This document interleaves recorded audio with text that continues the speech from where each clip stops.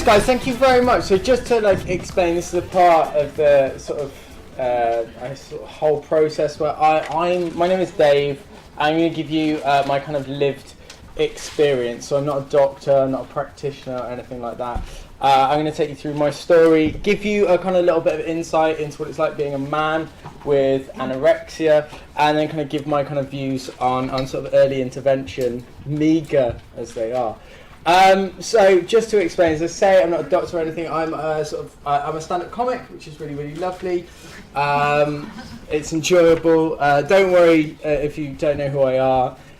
No one does. Not even my agent. But I wanted to do a show about. I've had sort of anorexia for a while. And I did a show all about my experience with anorexia, which got 5 stars.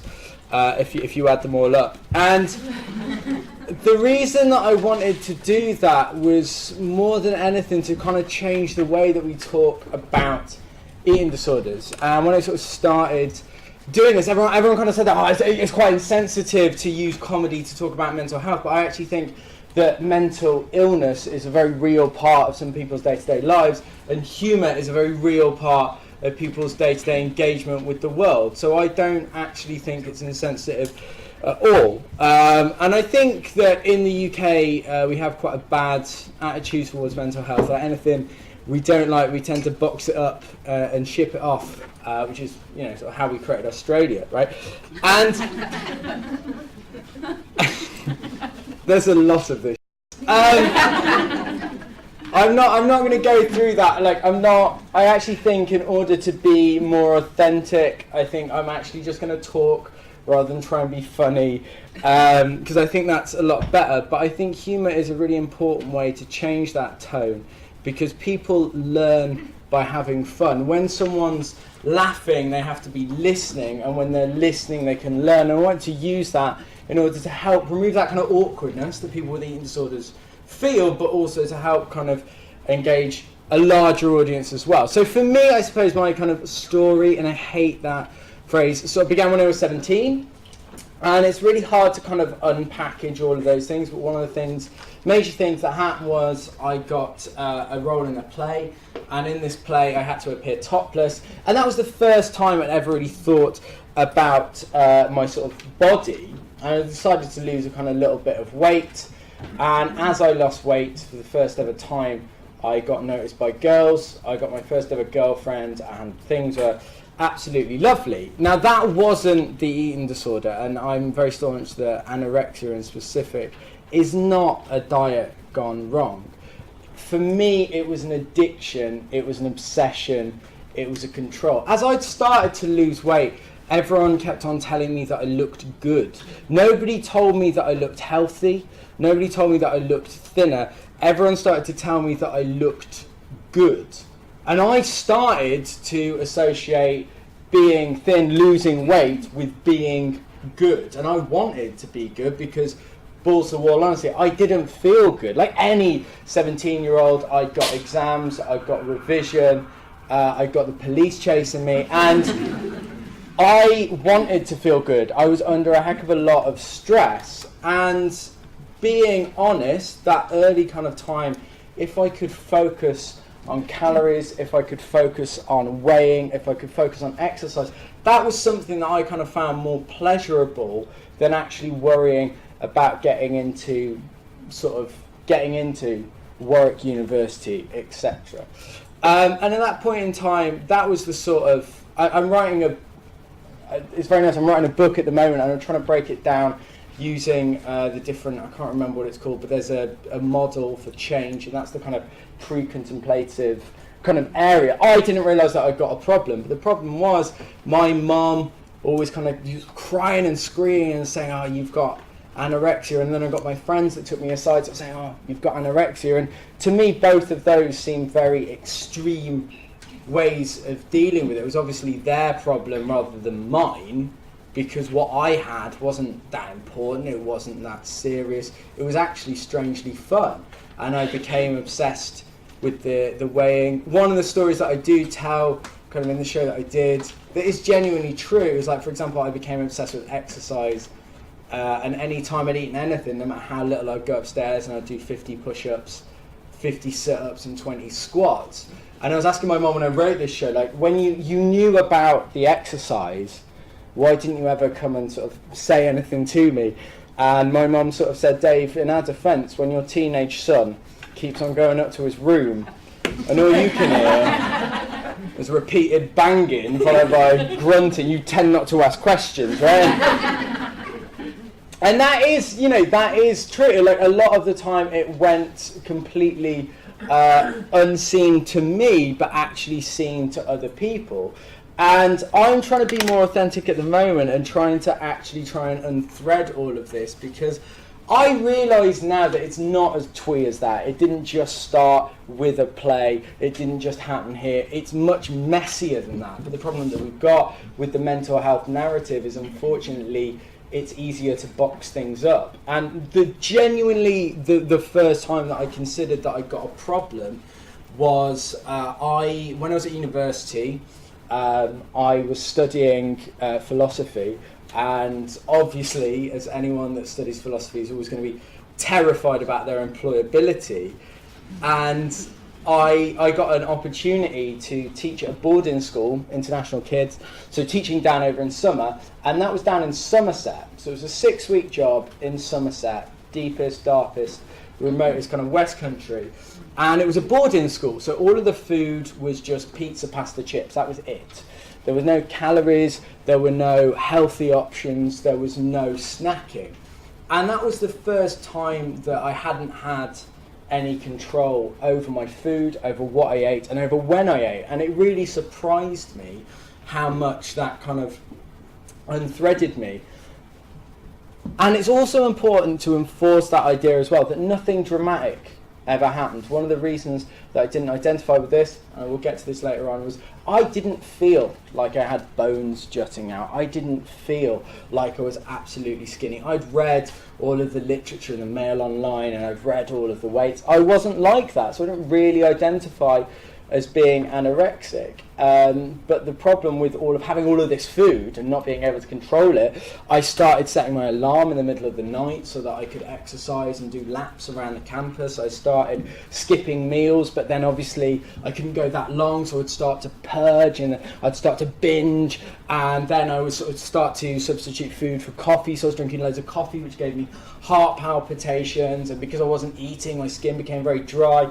And I was kind of like in this cycle, and one of the teachers came up to me and she said, look, I've been in therapy for bulimia 3 times, and I find this really, really tough. Have you ever thought that you might be anorexic? And that was the first time that I ever thought that I might have a problem with eating. That's why the first time I ever thought I might have a problem with my mental health, because that was the first person that not only asked me whether I'd got an eating disorder. Up until that point, people had told me that I was anorexic, and as we know, obviously, especially with restrictive eating disorders, but eating disorders in general are a lot to do with control, and I'm too stubborn as well. If you tell me I'm anything, then I will not, So it was the first person to ask me if I got an eating disorder, and she was the first person to treat me like a person rather than a patient. She hadn't muted her voice, she hadn't cried and screamed at me, she just said, is this something you have? And I didn't realise back then, like, all of the different things that was taken away from me. I acknowledged that I was anorexic, I accepted it, but I never did anything about it, purely because I never felt anorexic enough. And this is where that kind of idea of early intervention comes in, because a lot of the narrative that I had been spun, there always had to be a breaking point, there always had to be a clinch, there always had to be something that happened in order to accelerate that. So I completely overlooked the fact that I was always cold, I was always anxious, I had no attention span, I couldn't multitask, I had problems sleeping, I had very dry skin, indigestion, constantly going to the toilet. All of these little signs that actually kind of build up to a greater picture nobody really kind of got in touch with. And I never, as I say, I never felt anorexic enough. And the sort of story is, I started talking about this, I did this show about it, and as I did, I started to quite openly relapse. And one of the reasons is one of the biggest reviewers in Edinburgh when we were in a bar told me that she didn't think that I was anorexic. She said I was a white middle-class male who needed something to moan about. That's a genuine quote. I'm not going to mention her name, but it is Kate Copstick. And she genuinely, she said that to me, and I also felt like a bit of a fraud as well, because again, all of the narrative that we had back then was people were talking about sort of weight, BMIs, calories, sizes, and that didn't really resonate for me. And I really fight against that now, because someone once told me you can drown just as much in a puddle as you can in a lake. So it's not really to do with sizes, it's to do with illness. And yeah, as we've kind of already sort of talked as well, I didn't want to give it up. I guiltily got a pleasure out of it. When I was winning and my eating disorder, I genuinely loved it. When I was able to restrict, when I was able to look at a well-stocked fridge and say, no, I'm not going to have that. I loved that. That was a beautiful control. It was aesthetic. There's, you know, we can see this if you go all the way back to the 12th century. There were monks, Christian and Buddhist monks, actually using starvation as a way to get to their godhead. So it's an aesthetic thing. But also, yeah, it was a kind of game that I played. And also, I didn't want to seek help as well. And something that I've only realised over the past couple of months is I felt guilty. And I felt guilty, A, to my parents, because they gave me an amazing childhood, and I've just put them through hell, so I kind of felt guilty about that. But B, I also felt guilty as well, because, as I say, I've had a pretty decent life. Nothing bad has happened to me out of the remits of what you'd expect. So it was like, how can everybody else deal with stuff, and I can't? What's wrong with me? And that kind of like really echoes around my head. But also I wanted something permanent as well, and I think there was a sort of permanence to eating disorders. It was something that was always there. It was something always in the background, something that I could distract myself by, and it made me quite childish, and it made me kind of quite silly, and also the sort of the darker bit on that as well is that I was quite depressed at that point in time, and without, you know, wanting to make anyone uncomfortable, I knew what I was doing, and I genuinely did want to die from it. And that is for a number of reasons. One is because, unfortunately, and I don't agree with this now, and I don't mean to be offensive, but I saw death almost as the ultimate medal in anorexia. Nobody can doubt that you are anorexic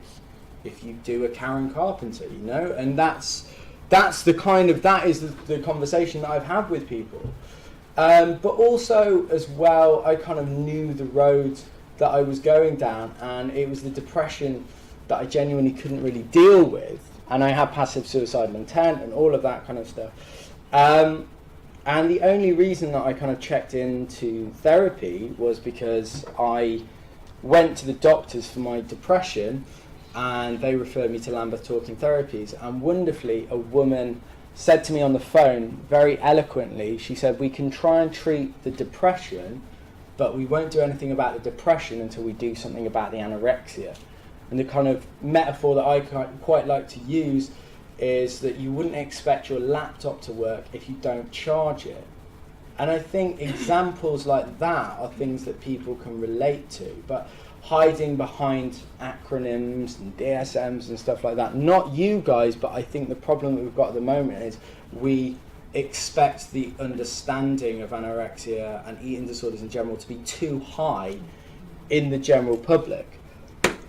Also, one of the things that I quite liked about the anorexia, it sort of leads on, and it's something that people don't like to talk about, and I promise I won't talk about at length, but I've always had quite a struggle with my sexual identity, and this is something that came up earlier on.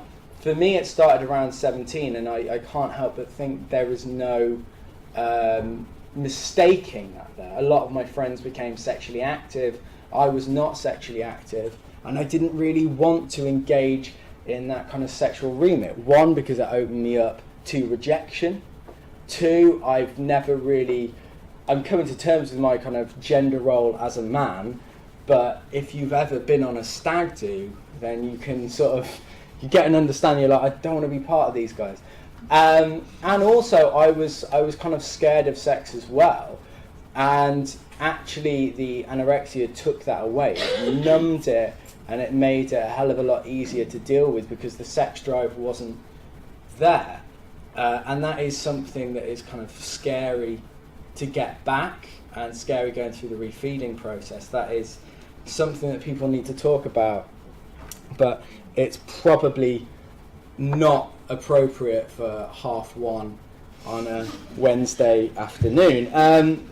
But people always ask me as well, and that's something that I wanted to get to. People always talk about men with eating disorders. Whenever I do any interviews, they always say, what's it like to be a man with anorexia? And my sort of answer is always, well, I've never been a woman with anorexia, so it's kind of hard for me to gauge. I'm very lucky that I'm an ambassador for a wonderful charity called Get Men Get Eating Disorders 2, and they are great and they are wonderful, run by a guy called Sam Thomas. And if you want any more information on men with eating disorders, that's really important. There are sort of funnier aspects about that. Like, so I'm just going to sort of go through the stats. As you know, that the number of men and boys being treated for eating disorders has increased by 27% in the past 3 years. Suicide is the biggest killer of men from 25 to 40, and 75% of UK suicides in 2015 were male. And people sort of say, oh, why is this? Why is this right? That's the thing that I always get asked is, well, why is this a problem? And it's not as easy to say there's one thing, but there are definitely a number of things. Firstly, is the male kind of role is typified as a fixer. You've got people men, sort of male role models. As we even saw yesterday, Theresa May believes that there are male jobs and female jobs, which is terrifying on so many levels. But we have like male jobs such as builders and mechanics. They're fixers, and you can see this in kind of dialogue that you have as well. Wait until dad gets home as well. So I even struggle with that as well, because I'd like to think that I am a kind of fixer, and when you can't sort of do that, what do? You give up, ergo kind of suicide. And also another thing that really, really, really annoys me as well is any mental health conference you go to, any mental health thing that you do, everyone always says just talk. And my problem with that is that's not good enough, because for people that are verbally active, great, but some people aren't. I lived with a guy who is incredibly on the autistic spectrum. If you say to him just talk, he's like, and he can't talk, he can't explain himself. And for someone that's feeling isolated, and for someone that's feeling lonely, that kind of entrenches these ideas that you are different, you are wrong, we're talking about this, you're the freak. So there have got to be different ways you can engage with people. So instead of saying, how do you feel, saying, what number do you feel on a scale? If people are more creative, draw it, or what colour are you feeling, what person. I've even seen people sort of say, what album are you feeling like, which I think is a really lovely way to kind of engage with people on a more down to earth basis. But also as well, something that really, really, really frustrates me, and this goes into early intervention, is that we're not given any emotional awareness skills.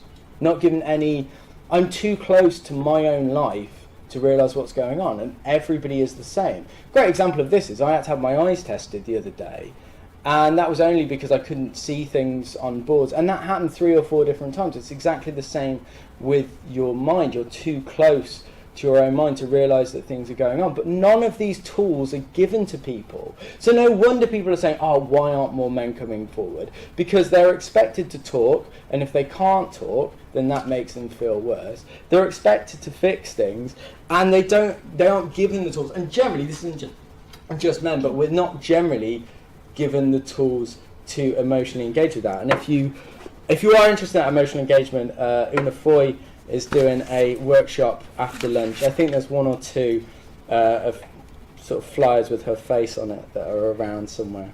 That's nothing to do with the conference. She just takes them with her everywhere. I have to point out as well, she is my girlfriend as well. So, but it's not really my girlfriend. I'm more of a case study. Anyway. There's also other things as well within sort of like people talk about men with eating disorders and stuff, and how you treat them. I don't think you treat them any differently in the same way that I don't think you should treat a man with cancer differently or a woman who needs to have her teeth checked. I don't think it's that different. However, there are certain things as well. So, for example, a couple of years ago, while I was still in therapy, and this is genuinely true, I was still in therapy, and I broke up with my then girlfriend, and it was a horrible breakup, and it was really, really sad, and I went along to a support group run by Beat, and bear in mind I'd just broken up with my girlfriend, and I was sitting there in a room, and there were 16 girls, and then the facilitator said, "Oh, we've got someone new here today, can you sort of take us around?" I said, "Well, unfortunately I've just broken up with my girlfriend and I feel really lonely." And then the girl next to me went, "Yeah, well, I haven't had a boyfriend, but I am looking." And it just went around like that. I was like, yeah. So there are things like that that potentially do need a little bit of work on. But yeah, I suppose that's the kind of thing. So what I'm saying with men with eating disorders is that I don't think men should be treated differently. I just think that there are certain aspects that kind of throw up, that are thrown up to show. I'm really, you know what I mean? But there are certain different aspects of treating men. But I suppose in terms of early intervention, I think there are different aspects of early intervention that are really important. So, for example, with sufferers, I'm really staunch that people with lived experience can use it. And as insensitive as it sounds, there are aspects of an eating disorder that can be put to use. For example, that perfectionist drive can actually be, when directed, a very positive thing. And I think we should use that rather than looking at losing that. And I think telling all of those stories and actually trying to use that creatively, be it through comedy, be it through art, be it through the short films we've seen, I think that is really important to help other people do the same. But I also think in terms of early intervention, people with eating disorders, and I don't like the term sufferers, because I think it evokes pity. I really don't like that term, sufferers. Like, if I wanted you to feel sorry for me, I'd show you my bank balance. You know, it's kind of, it's one of these that I don't think it is. I don't think we need pity. I think we need people to help, and I think as part of that, we need to communicate to people with eating disorders and mental illness that they need to ask, like, things like their employers, what is your mental health strategy? To ask people where they stand in terms of sick days. And also with the media, I think we need to talk about mental health rather than mental illness. And this goes back to that emotional awareness thing. If you open up a newspaper or turn on the TV, people say mental health when they mean mental illness. I had a woman last week say to me, "I've had no experience of mental health in my life." And I was like, "Jesus, are you like, you're a robot?" And she was like, "No one in my family has mental health." I was like, "Christ, you need to talk to someone, love." And she was like, "No, it's just none of us have ever had mental health." I was like, "You're doing it again." And we keep on talking about mental health when we actually mean mental illness. And Jesus, no wonder people are remiss to engage with that, because if you only ever talked about the stuff that was going wrong, you're never going to want to talk about the stuff that's going right. And I think that kind of builds in a larger debate. I think obviously with stuff with the media, we need to stop reporting BMIs, calories, we need to stop body shaming, food shaming as well, things like clean eating, that comes around a lot. It's this new thing. You just eat anything that hasn't been processed. There's things like the raw food diet. You only eat just ingredients. You can eat as much cake mixture as you like, but you just can't. And also, I think as well, in terms of practitioners as well, I realise that a lot of people in this room will still be practicing. And I suppose, as well as sort of giving my story and giving my perspective, I also kind of want to give, as meagre as it is, a little bit of hope, because I think from a skewed lens, I can see that it must feel like people are getting lambasted, because whenever eating disorders are in the news, it's never a good thing, it's always a bad thing. Even last week I was wheeled out to talk about 27% of men have entered treatment.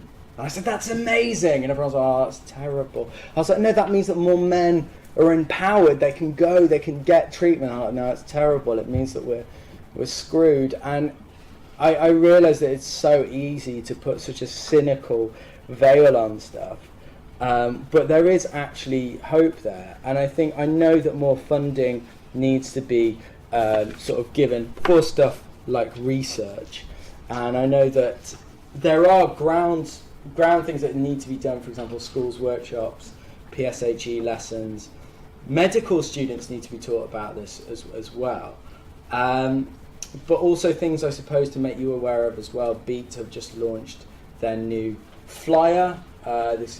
You can self-report at a GP, but it also tells the GP what to do as well. But I suppose in terms of early intervention, and this is something that really frustrates me, is we need to start doing rather than talking. Because with people with the highest mortality rate of any mental illness, if I'm feeling that low, if I'm crying at 3 a.m, if I'm angry, I don't want someone to tell me to put on Enya and sit on scatter cushions while smelling incense. That's not good enough. That is not good enough. And I think there's a lot of out there, respectfully, and I'm sorry, but I don't think that is good enough. And I think we need coping mechanisms, and that's what we're kind of like working on at the moment, which is lovely. The Maudsley as well, who I got my treatment with, that are fantastic. But talking about different coping mechanisms that people can use. So we're talking about an escape book that people can put with quotes, with pictures, with ideas, to when they are in that horrible space, to actually look at it and kind of feel relieved and to feel better and to actually remember better times when that becomes a lot harder. But more than anything, as someone that has had an eating disorder, as a man that's had an eating disorder, and as someone that talks about it, I think the most important thing to change is the tone around mental health, and to look at mental health rather than mental illness, and to look at how we can actually give people tangible physical things to do rather than just wheeling out mindfulness. So I realise that is a bit of a ramble. If it wasn't obvious, I was a late booking.